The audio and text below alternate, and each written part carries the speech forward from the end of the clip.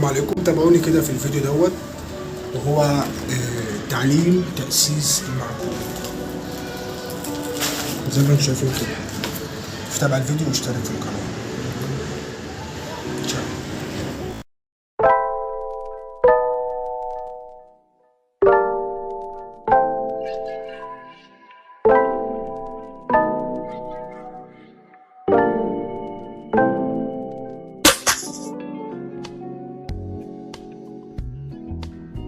السلام عليكم. الشقه دي ان شاء الله انا هنزل الفيديو بتاعها، يعني مش هطبعها خالص، ان شاء الله تكون شقه تحفه جدا. انا همعجن الجنب ده، وهو الفيديو ده ازاي تمعجن، الطريقه الصح للمعجون.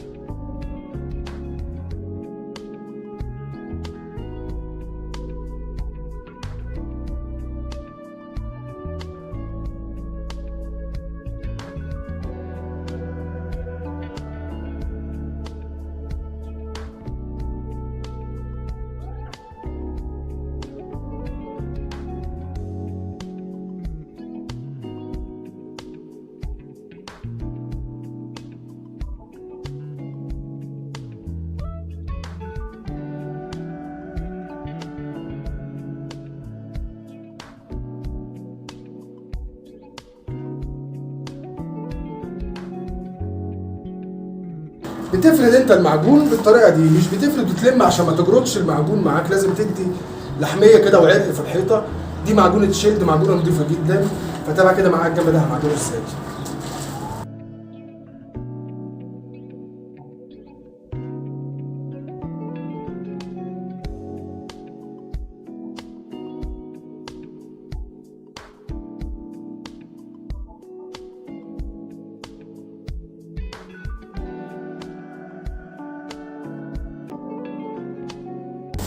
فردت كده المعجون فيش دقيقة بالظبط، هتلم المعجون بالطريقة اللي انت هتشوفها دي كده، ودي الطريقة الصح للمعجون.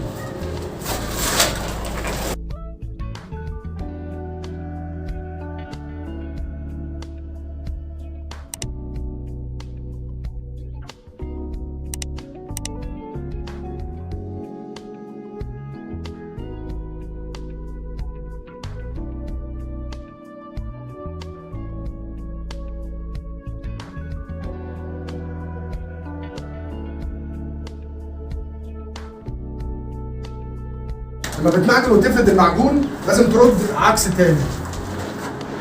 ليه؟ علشان المسام اللي في الحيطه، الاخرام على المؤاخذه اللي في الحيطه تقفل معاك.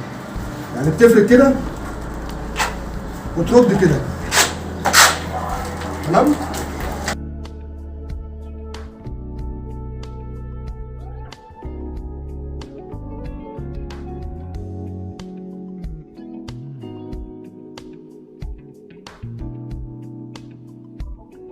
لميت لمه تانية، هلم تاني وانام الكف، ما يبقاش كده.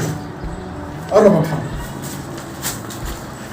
الكف ما يبقاش كده، كده مش هينفع، لازم يبقى كده. انايم الكف كده وبمس مسه تانية عليها.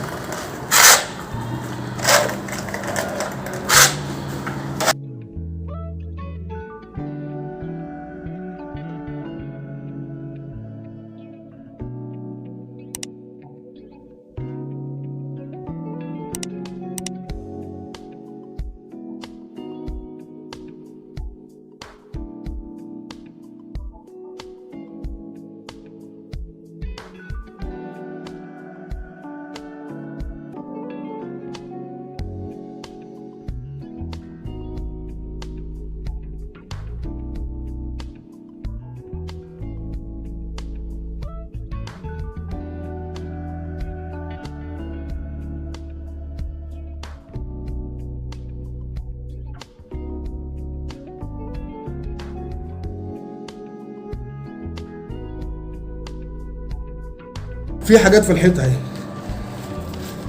بعد ما المعجونه تشد شويه بتمس تاني عليها.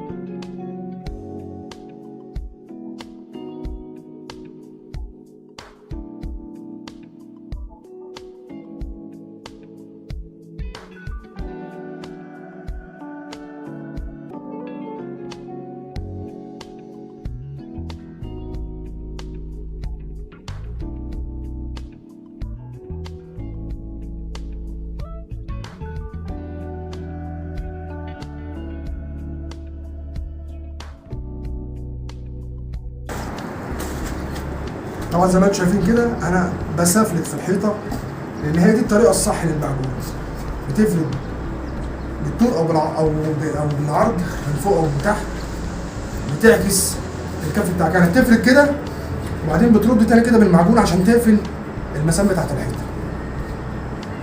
ودي كانت النتيجه، ودي الطريقه الصح. دي معجونه شيل ودي الطريقه الصح للمعجونه. صور كده محمد الجنب.